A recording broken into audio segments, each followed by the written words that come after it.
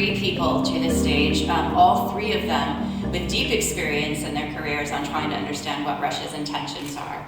Mr. Paul Kolbe is the former director of the Intelligence Project at Harvard University. He's one of the Cipher Brief experts who we work with regularly, as are Ralph Goff and Glenn Horn. They are all former senior executives with the CIA who have spent a great deal of their careers not only focused on what Russia's intentions are, what their activities are around the world. And they're going to be chatting a little bit about what you've learned, I hope, from some of the meetings today. And then I think you also gave some other people some things to think about. So welcome.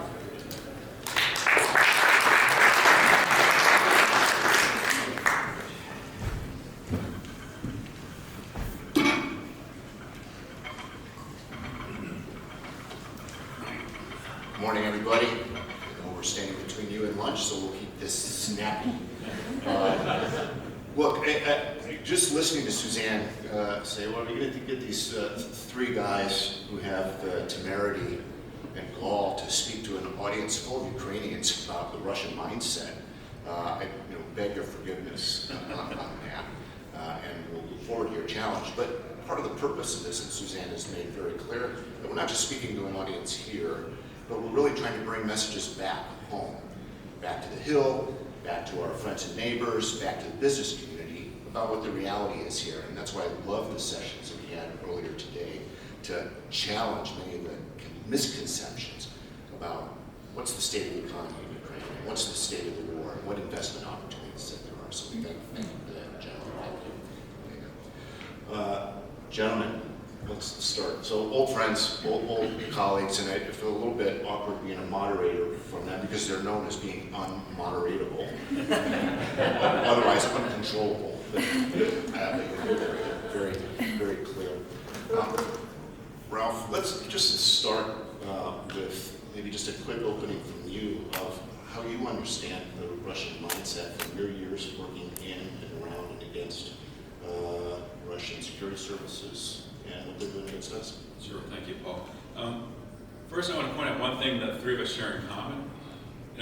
We all somehow had an interest in the Russians as a people, as a culture, right? There was never any hatred there. There was more curiosity there, right? We found a way to build careers where we could satisfy our curiosity while also working for the security of the United States.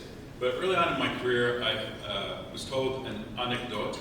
One of the things I missed from the Soviet Union are their anecdote. And it was told to me by a Russian, and for me, it explains a lot about how Russians think, and a lot of you are probably familiar, but again, for the audience back home. So a Russian fisherman, he's a poor guy, he's out there, he's out on the lake on a stormy day for hours, trying to get a fish to feed his family. Finally, he hooks one, a really big fish, and he fights for hours. And he finally struggles with his last ounce of strength. He pulls this thing into the boat, right? He's about to kill it, and the fish says, wait, don't kill me, I'm a magic fish.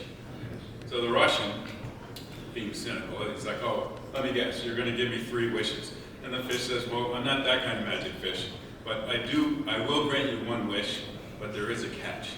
And the Russian guy says, okay, what's the catch? The fish says, whatever you wish for, your neighbor gets 2 times. So the guy thinks for a minute, the fish says, are you in? He says, okay. And he says, what do you want? And the fisherman says, I want to be blind in 1 eye. And,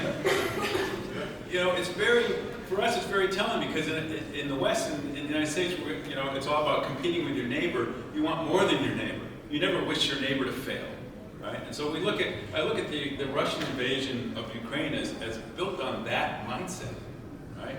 We were walking in Warsaw the other day, beautiful day, people are enjoying the restaurants, the cafes. That's what Ukrainians want to do. And frankly, most Russians want to do that too, so why can't they let Ukraine do that? And there's just something in the Russian mindset where they want what's worse for their neighbors that's worse than even for them. I think so.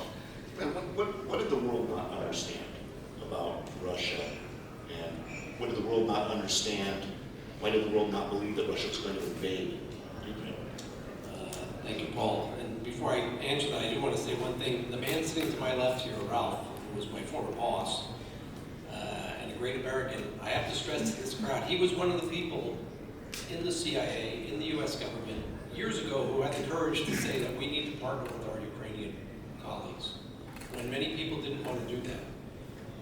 And I stress that because, as Paul said, in my career, I used to say all the time, there's only one country that understands Russia well. It's Ukraine, because they've been forced to be part of the Russian Empire for too long, against their will.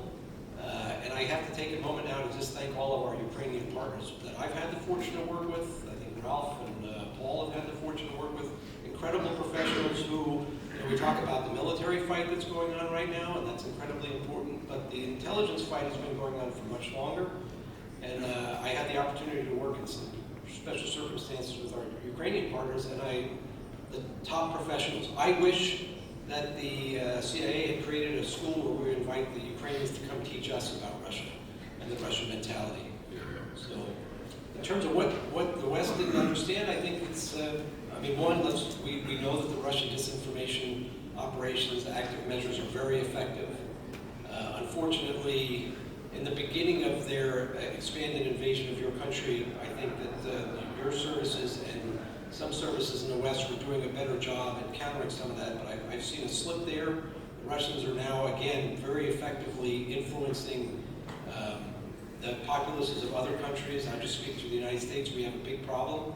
We have a huge challenge, which we have got to fight against. We've got to wake up and understand what Putin and the regime are doing, and the years of experience that they have in promoting lies and manipulating people's views of different issues. So that's one reason I think that people do, they were just confused by all the disinformation that was out there, and I think that they didn't want a war. And I think people, even in this country, didn't want a war. They didn't want to believe that Russia would do what it did. But if anyone knows Russian history, they know that the Russians have used aggression against their neighbors over and over again, not just here, but Georgia's territory is currently under occupation. We can probably ask the Chechens what they think about the way that Russia views them and how they use force twice in the last 30 years to dominate the Chechens and force them to be part of the Russian Empire. And the people in Moldova, in Transnistria, where they still have Russian forces, which, by the way, their presence predates the expansion, or the so-called expansion of NATO, which Putin claims is the reason why he's taken so much aggression against your nation. It's obviously, that's a lie, because the Russians were behaving aggressively towards their neighbors long before some of the newer countries entered NATO. People, go ahead. And let me just say one thing on the intelligence failure, right? We're always looking at intelligence failures where we sit next to the CIA, we usually say, show me an intelligence failure, I'll show you a policy failure. Right? But in this case, everyone was wondering, how did the West get the Russian military so wrong, right? I mean, with people saying Kyiv will be taken in 3 days. Oh, the Russian army is 10 feet tall. All their equipment is the best in the world. They've got the best fighters, right? And literally the exact opposite was proven true. And I have to say, that's a clear case of when all your intelligence is based on lies, right? All the information that the CIA collected, that our allies collected, it was all built on false reports that were being sent back to the general staff and back to the Russian Kremlin. It was all lies, and that was all the analysts had to work with. And there's a warning in there, and I think our Israeli friends learned this recently, is that if you don't have a strong human intelligence capability so that someone can show you the reports and say, this is all, pardon my language, bullshit, right? You've only done half your job. And that's where the intelligence failure is. The West did not have the human sources to prove that the reporting that we were basing our entire assessment on was built on lies. You're saying the lies the Russians were telling themselves about the state of Ukraine, the capability of the forces. Yes. Interesting. You cited a number of examples where Russia has waged war, signed peace, and then we've seen what happened. What does that tell you about, what does that history tell you about prospects for any future peace agreement with Ukraine, and Russia? Well, in my experience, it's understandable why the Ukrainian people should demand some kind of guarantee from the United States, from the West, that Russia will be put in check and kept in check. And unfortunately, the only way to do that with the Russians is by having a military force that is sufficient to cause them pain, enough pain to make them stop what they're doing. The Russians understand force. They don't understand compromise, and I think many Ukrainians would probably agree with me that if there is some kind of settlement tomorrow, if there's no guarantee for the protection of the Ukrainian borders, then the Russians will be back at it, whether it's 2 years, 5 years, 10 years. And, if I were Ukrainian, I would be making demands that our partners, the people that we fought, that you fought for to protect, and the values that you fought to protect, are supported by a presence and membership in some kind of alliance or a presence of forces that will help you if the Russians do what they did in March 2014 and then again in February of 2022. If they cross your border, that they'll be met with force and pushback. And I would add to that, the trouble with analysis and intelligence analysis is that you can always read it more than one way. And for instance, there was all this analysis that Putin had red lines, and if we cross those red lines, give you guys high marks, when you guys attack them, right, Putin would go nuclear. I was looking at it from a different point of view. There was also that story when Putin was a young boy and he chased a rat, right, in his apartment building, and he cornered the rat, and the rat turned on him, right, and Putin ran. And everyone's always impressed with the lesson that the rat was cornered and fought. Nobody points to the fact that Putin ran. 100%. And people are saying, if we cross these red lines, he's going to go nuclear. There's a guy who was afraid of COVID, right? In my opinion, someone, if they're afraid of COVID, of getting sick, they don't strike me as the type who are going to just launch into a nuclear war. I think the West drastically underestimates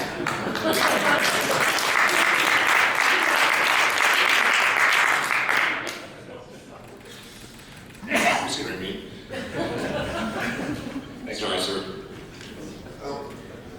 Look, you serving in Afghanistan.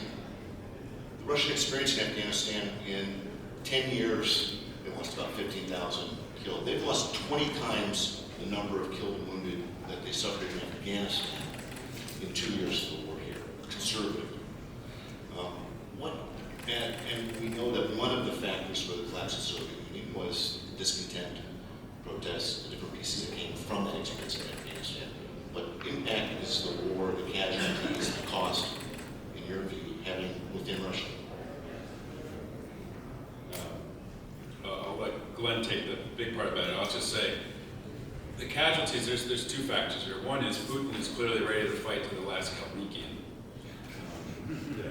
But I don't think he's ready to fight to the last Leningrad or the last Muscovite, right? He's not drafting from the main Russian cities. He's drafting from the poor regions. People are fighting for economic reasons.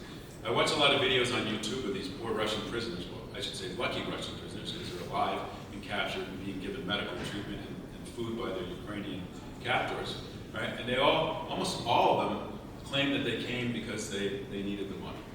Right? So there's a big economic component there in terms of why they're fighting. In terms of the casualties, I think there's a danger here. The Ministry of Defense here likes to keep, it's almost like a score, it's a very ghoulish scorecard of how many Russians have been killed. I worry that people ask, is there a tipping point for how many Russian soldiers will be lost and the Russian people will rise up? I don't think there is a tipping point. I think they will just take it and take it and take it because that's what they've done for hundreds of years. I do think, however, there might be a tipping point that Putin could exploit where he could say, look how many of our people have been killed. It'd be very dangerous for Putin. He'd have to be very dangerous to admit it, but I think if he were desperate enough to admit to that in order to legitimize another round of mobilization, he might just rouse the Russian people against Ukrainian people on an emotional basis. I think that the tragedy of Russia has been over and over again in its history that its leaders do not care about its people. The Russian people are suffering because of this war, and they will continue to suffer. Again, if there were a peace agreement tomorrow, the effects of what Putin has unleashed on his own populace is going to continue for a long, long time. The veterans that are going back, after we saw in Afghanistan in the 90s some of the problems they had with veterans in the late 80s, PTSD issues. The criminals that they opened up jails and they let out rapists and murderers to come fight here, and now they're back in Russia causing havoc. And that's only going to expand, in my opinion. The economic isolation is only going to increase, and the Russian people are going to suffer for it. And Putin, who came to power by promising stability and security to the Russian people, in my opinion, has failed. And we're beginning to see that. Both in the numbers of casualties on the battlefield, but also what just happened recently in Moscow. A major terrorist attack took place in Moscow, and Vladimir Putin failed to stop it. And it didn't come from here, it came from internally, from problems that Russia created for itself. And his security services failed to stop that attack because they're busy trying to instruct you, the Ukrainian people, how to live. They should focus on their own problems, in my opinion. Thanks, Glenn. So a number of times it's been raised, the effectiveness and penetration, the tradition of Russian disinformation and propaganda, and that being one of the things that has helped keep the West on its back foot, misunderstanding Russia. What, in your view, is the best way to counter those operations and to counter that capability? Glenn? In my view, education. I mean, let's be honest, everybody in the room, we have to admit that in the United States, we have a complete lack of understanding of Ukrainian history. Unfortunately, too many people in the United States see your country through the prism of the Russian Empire and the Soviet Union, then Russia again. We don't have enough Ukrainian speakers in our government service. We don't have enough people that know the history. And if you want to counter propaganda, you have to have well-educated, critical thinkers who know facts. And so we need to the United States needs to do a much better job of educating our young people and our old people. And by the way, I want to say thanks to Suzanne and the General and the Cipher Brief team for giving us this opportunity to come here, because when we go back, we will go talk to a lot of Americans and try and do our part to educate them on the realities here, the realities of the history, and the realities of Russia and the danger that Russia poses to not only all of its neighbors, but all of us across the ocean. Ralph, you're old, seasoned enough to have served during the Cold War, and we know during that time there was a lot of U.S. government activity focused on undermining communism, on delivering truth into the Soviet Union, different ways through different networks. Some of them quite overt, some not, but it was all designed to give people access to the truth, to help stoke the cynicism that eventually led to the collapse of the Soviet Union. Do you see a parallel now? I do see a parallel, but unfortunately, there's a very strange phenomenon. You know, in those days, in the Cold War days, before the internet, right? The sharing of information was much harder, right? Letters, radio, TV, stuff like that. No emails, no instant texting, no messaging, right? No signal app. And so it seems like the information that did get through was actually better used and better received. And I think you're absolutely right. It was the West patiently building on the innate cynicism of the Soviet peoples that eventually led to the collapse. Now with the internet, you know, it's a dual-edged sword with all the fake news, with the useful idiots, you know, guys like Tucker Carlson walking around Moscow supermarkets bragging about the high quality of food and the prices and all. Right, that gets such play, and it's instantly out. And you know, these messages in the old days, you know, our messages to the captive Soviet peoples were well received because, you know, it was built on the truth. Right? We didn't. The lucky thing we had during the Cold War is the truth won. And now, you know, unfortunately, with today's high-speed data, mass data, you know, just this non-ending 24/7 news cycle where everything sells. Right? And people are very selective without, whether it's the algorithm choosing the news for them or their own prejudice, they're just echoing their own thoughts. And so the challenge for the West is, how do we take the truth? Right? How do we package that? How do we get that through this miasma of lies and useful idiots, right? Because the truth will out.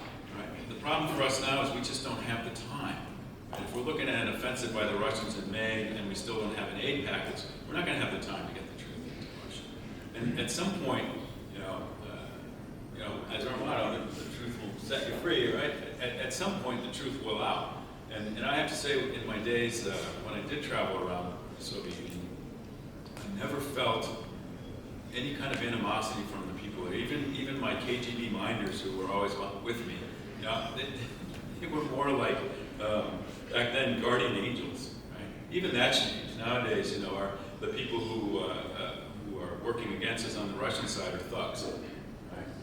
They're dangerous. They've attacked our officers. Right? When our officers have outwitted them on the streets of Moscow or wherever, they've attacked our officers. they've changed the rules. It used to be kind of a, I hesitate to say a gentleman's game, but there were rules here, and those rules have gone out. And so, this challenge of how do we get the truth to the people, and then, how do we convince people who, already have made up their minds, how do we get them to change their minds? Those are the two big challenges. Well, and we need the patience. It's a long-term effort, right? It has to be over the course of years and decades. But we've just got a couple minutes left, so just a couple of speed round questions, right? So just quick answer. So looking ahead 25 years from now, what will be the narrative of this war, and what will the war be called? What will its name be, Glenn? Paul, I don't want to give you a narrative. All I want to say is that I hope that 25 years from now, when the American people look back, they know that they did the right thing and they stood by Ukraine. As an American, that's what I want to say in 25 years. That's what I want my children to see. And God help us if that's not what they see.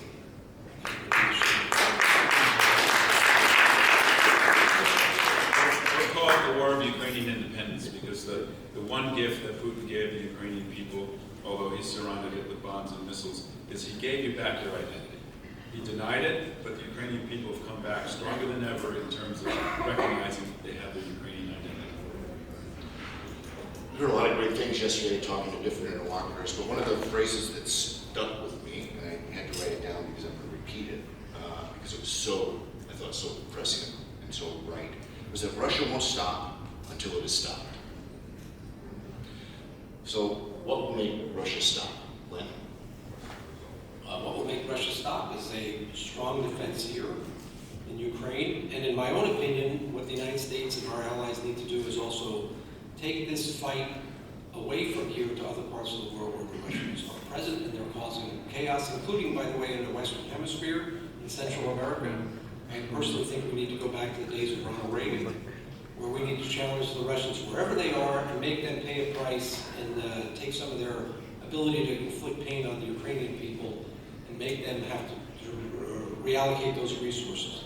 And I want to go back to your last question about what's going to happen in 25 years. This is my own opinion based on growing up in the 1980s under the leadership of Ronald Reagan.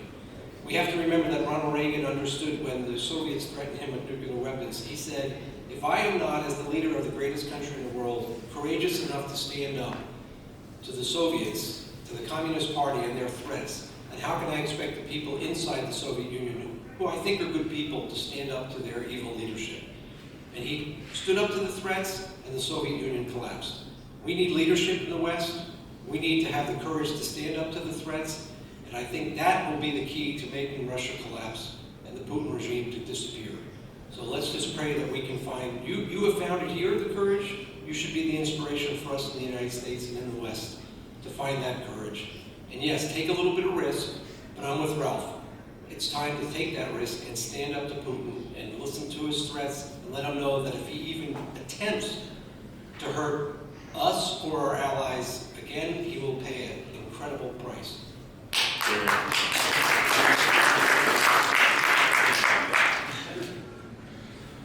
Look, guys, it's great being out with you. Really appreciate everyone that's here, attending this today, helping us to understand better the reality so that we can go back and deliver messages back home as well. Suzanne, Brad, thank you.